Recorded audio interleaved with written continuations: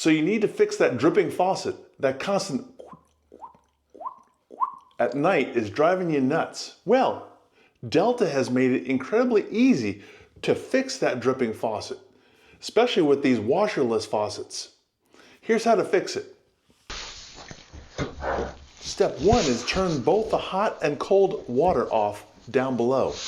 Then with the water off, you can open up the faucet and you can reach the set screw with an Allen wrench.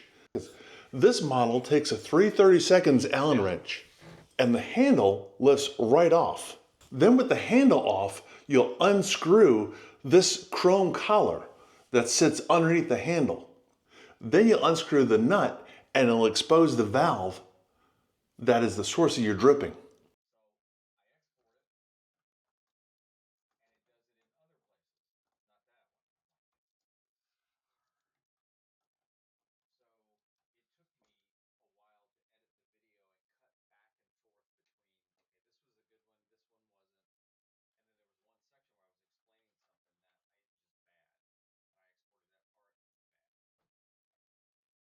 Then you go to your local hardware store, find the appropriate valve, go to checkout, of course. This guy's name was Nate. He was at Ace True Value.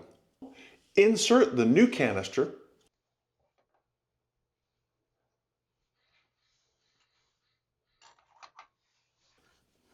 and tighten down that nut.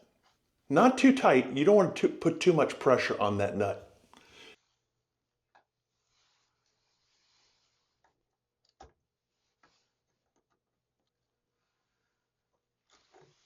Okay.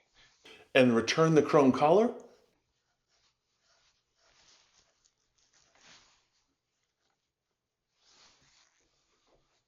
Then return the handle.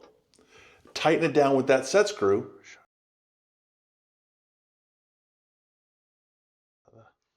Allen nut.